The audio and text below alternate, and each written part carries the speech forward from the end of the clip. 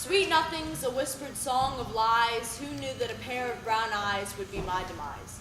I was raised right. I always had my head on straight, or so it seemed. It turns out I wasn't as perfect as my parents dreamed. I met him at youth on a Sunday, and I'll warn my future daughter about guys like him one day. Going to church doesn't mean you're a Christian. Just like being in a garage doesn't mean you're an automobile. Why couldn't I have taken my grandfather's advice? For this boy was not a Christian nor a car, or maybe a busted up Dodge with stained interior. Dodge, that's exactly what I should have done when I saw him coming, but instead I came running.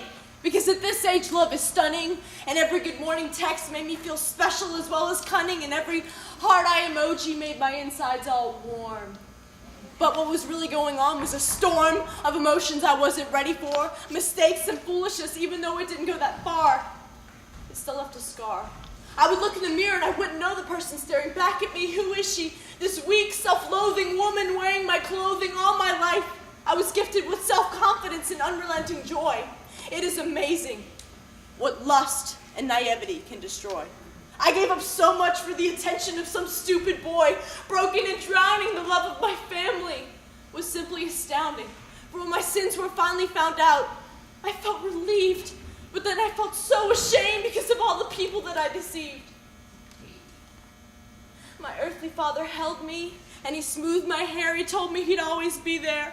And then my heavenly one, he promised that this wasn't a burden I alone need to bear. He said he would carry it and me. And for what seemed like weeks, he walked with me tight in his arms, and he whispered to me sweet somethings.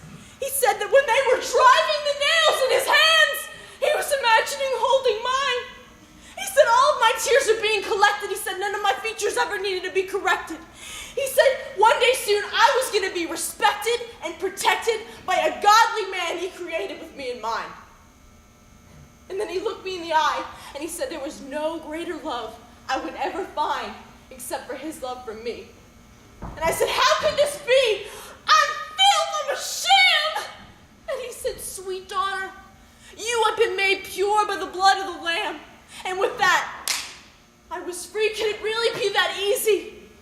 I stood up and I walked with this newfound confidence and passion and intolerance for society's corrupt way of thinking. I don't let the number of likes or favorites determine how beautiful I already know he made me.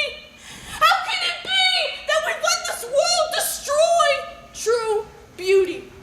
Ladies, we've grown in a generation and society that is wrong. Now lust and perversion fill every movie, book, and song.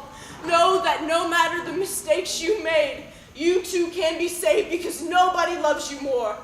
Jesus Christ thinks you're worth dying for. Thank you.